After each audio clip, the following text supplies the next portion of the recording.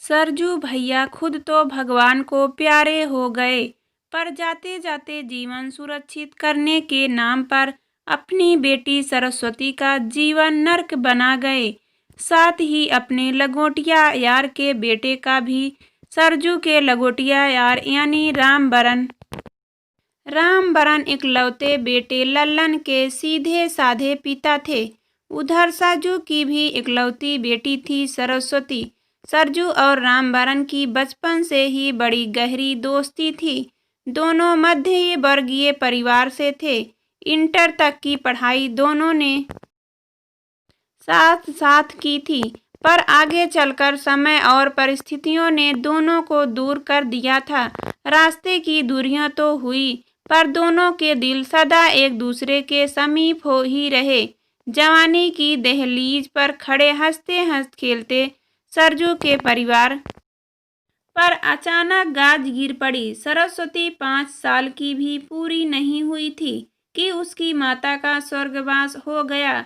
सरजू की आयु अभी मात्र 30 वर्ष ही थी। समाज के चलन, दुनियादारी और छोटी बच्ची के लालन पालन का हवाला देकर सरजू पर बहुतों ने दबाव बनाया, पर सरजू ने किसी की नहीं सुनी। दूसरा विवाह करके सरस्वती को सौतेली माँ के आंचल में डालना किसी भी हालत में स्वीकार नहीं किया। सरजू ने बेटी को माँ बाप दोनों का प्यार देकर बड़े नाजों से पाला था। सरस्वती 25 वर्ष की हुई तो सरजू ने उसके लिए वर की तलाश प्रारंभ कर दी थी, पर विधि का विधान कुछ और ही था। अनायास सरजू बीमार हो गए। बहुत दवा, इलाज, दुआ, तबीज सब कुछ किया गया, पर बीमारी पकड़ में नहीं आई। और फिर जब पकड़ में आई तो क्षय रोग में तब्दील हो चुकी थी। आखिरी स्टेज पर थी। केस बहुत बिगड़ चुका था। कोई इलाज नहीं था, अतः दिन गिनने के सिवाय कुछ बचा ही नहीं था। रामबरन अपने परिवार में पूरी तरह सुखी थे। कपड़े का व्यवसाय बढ़िया चल रहा था। पिता व्यवसाय चलाते थे। पुत्र लल्लन एक शुगर मिल कर मैनेजर के पद पर कार्य करता था। तनख्वाह तगड़ी थी। मिल मालिक एक ऊंची हैसियत वाले व्यक्ति थे। उनके और भी कोई तरह के कारोबार थे। 2 संतानें थी, एक बेटा और एक बेटी। दुर्भाग्य से बेटा मानसिक रूप से अस्वस्थ था। बेटी ने उनके सारे कारोबार में देख रेख करती, वह हाथ बटाती थी। लल्लन एक मेहनती और ईमानदार व्यक्ति था, इसलिए मालिक की उस पर विशेष कृपा रहती थी, और उसकी बेटी अंजना की भी।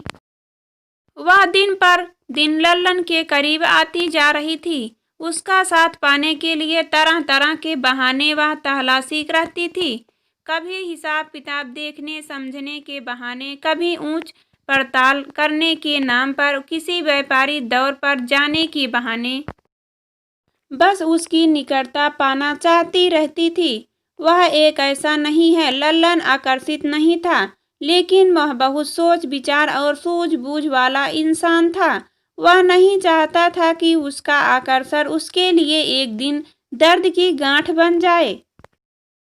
दोनों परिवारों में हैसियत के आधार पर जमीन आसमान का सा अंतर था। सब कुछ सुचारू रूप से चल रहा था कि एक दिन सरजू का फोन रामबरन के पास आया। उसने अपनी बीमारी का हमला देते हुए बड़ी ही मायूसी से उसे अपने पास बुलाया था। रामबरन बेटे को साथ लिए जो पहली बस मिली उसी से गोरखपुर के लिए रवाना हो गए। सरजू ठठारी सी देह लिए बिस्तर पर पड़े हुए थे। शरीर निर्जीव सा हो रहा था। उसकी कराह रामबरन के हृदय में तीर सी चुभा जा रही थी। हर खांसी के खून आ रहा था, उल्टी भी खून भरी हो रही थी। रामबरन समझ गए कि ये इनकी आखिरी घड़ी है, लेकिन जाने से पहले सरजू क्या कर जाएगा, इसका रामबरन को भला कहाँ पता था। आधी रात के समय कायक सरस्वती की चीख से बगल के कमरे में सोए रामबरन और लल्लन जाग पड़े और दौड़े हुए उनके कमरे में पहुंचे तो सरजू को खून की उल्टी हो रही थी। आंखों से बहती जलधारा को आंचल से पोंछती हुई सरस्वती एक प्लास्टिक का टब उनके सामने लगाए हुए थी। रामबरन ने टब उनके हाथों से ले लिया। लल्लन सरजू की पीठ सहला रहा था। उल्टी कर चुकने के बाद उन्हें कुल्ला करवा कर जब लिटाया गया तो वो कुछ बेहतर महसूस कर रहे थे। रामबरन सब जानते समझते हुए भी झूठा आश्वासन देते हुए बोले, घबराओ नहीं सरजू भैया, अब तुम ठीक हो जाओगे। गंदा खून निकल गया। थोड़े दिन की दवा में तुम चलने फिरने लायक तो हो ही जाओगे। सरजू खुद समझदार था, मुस्कुराकर बोला, भैया रामबरन, हमारे दिन तो पूरे हो गए हैं, जाने का कोई दुख भी नहीं है, पर सरस्वती का कुछ नहीं हो पाया। आत्मा में यही तड़प बनी रहेगी। रामबरन ने सरजू का सिर हिलाते हुए भरे गले से कहा, काहे भैया, काहे आत्मा को कष्ट देते हो, उसका चाचा तो है ना। बस रामबरन का इतना कहना था कि सरजू ने उनका हाथ अपने दोनों हाथों में थाम लिया और लगभग गिड़गिड़ाते हुए बोले, सच कह रहे हो भैया, मेरे बात तुम्हें तो ही हो जो उसके सिर पर हाथ रखोगे। पल भर ठहर कर पुनः बोले, मुझे एक वचन दे सको तो मैं आसानी से इस दुनिया से जा सकूंगा। रामबरन भला क्या जानते थे कि यही एक वचन उनके परिवार की पूरी रूपरेखा ही बदल डालेगा। उन्होंने सरजू के सिर पर हाथ फेरते हुए बड़े अपनत्व के साथ कहा, अरे कहो ना भैया, इतनी दुविधा में क्यों पड़े हो। क्या हमारा तुम्हारा कुछ बांटा है। मेरी बेटी को किसी अच्छे घर की बहू बनवा देना, कहकर अपने गमछे में मुंह छुपाकर सुबह पड़े थे सरजू। उधर रामबरन बिना आगा पीछा सोचे पूरी तरह भावना में बह गए। हाँ हाँ सरजू भैया, उसकी चिंता आप ना करो, उसे तो मैं अपने ही घर की बहू बना लूँगा। अपनी ही धुन में दोस्त के प्यार में डूबे हुए रामबरन इतनी बड़ी बात कह तो गए, पर दूसरे ही पल उनकी नज़र पास खड़े बेटे पर पड़ी, जिसके चेहरे पर हवाइयाँ उड़ रही थी। पिता की दृष्टि अपने चेहरे पर हवाइयाँ उड़ रही थी। पिता की दृष्टि अपने चेहरे पर पड़ते ही वह तुरंत कमरे से बाहर निकल गया। पीछे ही रामबरन भी बाहर निकले, पर अभी वे लल्लन से कुछ बात कहते कहते कि सरस्वती की आवाज़ से वापस सरजू की पलंग की ओर दौड़ आए। सरस्वती बार बार बाबूजी बाबूजी, कुछ बोलते क्यों नहीं, कुछ तो बोलिए, बोले जा रही थी। पर बाबूजी होते तब तो बोलते, वह तो इस संसार को छोड़कर कहीं बहुत दूर जा चुके थे। रामबरन और लल्लन सरस्वती को साथ लिए जब अपने घर पहुँचे तो रामबरन की पत्नी सुलभा कुछ अचंभित तो हुई, पर बोली कुछ नहीं। थोड़ा सुस्ताने और पानी वानी पी चुकने के बाद जब लल्लन अपनी ड्यूटी पर चला गया तो पति पत्नी की आपस में बातचीत हुई। सत्य से अवगत होने पर सुलभा आश्चर्यचकित रह गई। उसे लगा उसके ऊपर कोई बड़ा पहाड़ गिर पड़ा है। सरस्वती एक बहुत ही साधारण रंग रूप की लड़की थी, जबकि सुलभा ने अपनी बहू के रूप में जिस रूपवती कन्या की कल्पना की थी वह बिल्कुल ही अलग थी। सरस्वती उनके बनाए और अनुमानित प्रेम में ही कहीं से भी नहीं समा पा रही थी, लेकिन जो होना था वो तो हो चुका था। पत्नी और पुत्र की अनिच्छा के बावजूद रामबरन को सरजू को दिया हुआ वचन तो निभाना ही था। अपनी बात तो रखनी ही थी। आखिर ऊपर जा कर भी तो उन्हें कुछ जवाब देना था। लल्लन अपनी छुट्टियों का काम निपटाने में लगा हुआ था कि चपरासी ने आकर अंजना मैडम को बुलावा सुना दिया। अंजना ने बिना किसी भूमिका के कहा, ऐसा है मैनेजर साहब, काली पहाड़ी वाली मिल के मजदूरों को हड़ताल कर दी थी, हमें यहाँ चलना पड़ेगा। फिर एकाएक लल्लन के चेहरे को पड़ती हुई सी बोली, क्या बात है मैनेजर साहब, आप कुछ परेशान लग रहे हैं, सब ठीक तो है ना, कोई दिक्कत हो तो बताइए। नहीं नहीं मैडम, कोई बात नहीं, सब ठीक ही तो है। लल्लन नींद से जागा और निरर्थक सहज होने का प्रयास करते हुए बोला, गुड, तो चलिए, गाड़ी तैयार है। मुस्कुराते हुए अंजना अपना पर्स उठाकर दरवाजे की ओर बढ़ गई। लल्लन मरे मन से अपनी नौकरी कर रहा था, क्योंकि नौकरी तो करनी ही थी।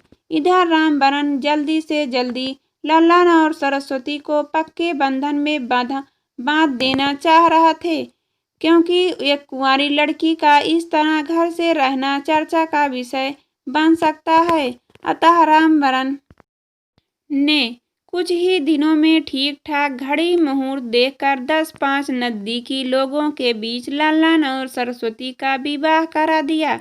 लल्लन के ये बड़ी परीक्षा की घड़ी थी। लल्लन ने पहली रात ही सरस्वती को साफ साफ कह दिया कि उसने ये शादी पिताजी का मन रखने के लिए ही की है। तुम इस घर की बहू बनकर रह सकती हो, लेकिन मैं तुम्हें पत्नी का ध्यान कभी नहीं दे सकूंगा, क्योंकि ये रिश्ता बिना मेरी इच्छा जाने पूछे मुझ पर थोपा गया है। सरस्वती बहुत रोई, कल्पी, लेकिन कुछ भी बदला ही नहीं। यह बेचारी बिना गुनाह की सजा भुगतने के लिए तैयार हो चुकी थी। जो सामने था उसे ही अपनी नीति मान के सिवाय और कोई उपाय ही नहीं था। उसके पास कुछ कहती भी तो किसके उसकी सुनने वाला था ही कौन। सासू माँ तो कुछ कह ही नहीं सकती थी। वह अपने पति के सामने तो सरस्वती से बड़ा ही लाड दिखाती, पर उनके पीठ पीछे न कह दे वही कम है। और बेटे के सामने तो ऐसे ऐसे एम निकालती कि कहीं भूले भटके भी लल्लन के दिल में उसके लिए प्रेम पैदा न हो जाए। उनका हर पल सरस्वती को घर से निकालने के लिए नए नए बहाने खोजने में बिताता था।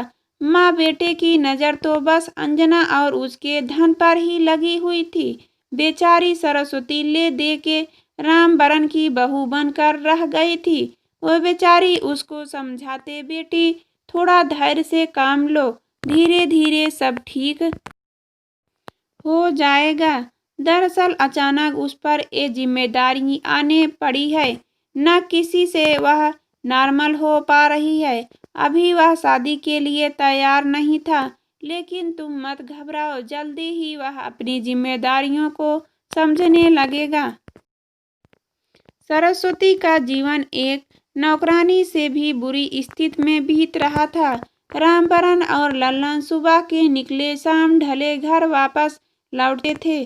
सरस्वती दिन भर खटती रहती, मैले कीचड़े कपड़ों में लिपटी हुई घर का सारा काम करती। सांझ ढले सासू माँ बड़े प्यार भरे शब्दों में कहती, अरे बहू, जरा कपड़े लत्ते का तो ध्यान रख लो। दिन भर का थका हारा पति घर आएगा तो तुम्हारी ऐसी हालत देखकर क्या खुश होगा। नया नया ब्याह हुआ है, थोड़ा बन संवर कर रहा करो। ऐसा ही वह अक्सर किसी न किसी रूप में किया करती थी। कभी कभी सरस्वती को सासू माँ की बातें मायावी सी लगा करती, लेकिन वह उसके शब्द जाल को भला क्या समझ पाती। नतीजा यह कि वह उसमें ही फंसती चली गई। लल्लन जब घर आता तो सुलभा उसे सीधे अपने कमरे में बुला लेती और साथ ही बहू को चाय जलपान आदि वहीं पहुंचाने के लिए हुक्म भी दे देती, और फिर बेटे को अकेला पाकर अपने तेज तीखे तीर चलाने शुरू कर देती। अरे बेटा, न जाने तुम्हारे पिताजी को क्या हो गया था, जो ऐसी लड़की उठाकर ले आए। न रूप न रंग न गुण न ढंग, घर के काम काज में तो इसका रत्ती भर भी दिल नहीं लगता है, और जो कुछ करती भी है वह भी उल्टा पुल्टा बेढंग बन से मैं तो मर ही जाती हूँ। खटते खटते ए महारानी जी तो सुबह से नहा धोकर श्रृंगार पटार करके सज धज के इधर से उधर टहलती रहती है। फिर पल भर रुक कर बेटे की ओर करीब सरक कर जैसे कोई गुप्त बात कहने जा रही हो। और हाँ, यहाँ तो एक किसी को जानती पहचानती भी नहीं है। फिर पता नहीं क्यों बार बार बाहर झांकती रहती है, कभी दरवाजे से, कभी खिड़की से, और फिर अगर कहीं छत पर चढ़ गई तब तो उतरने का नाम ही नहीं लेती है, जब तक कि बुलाओ नहीं।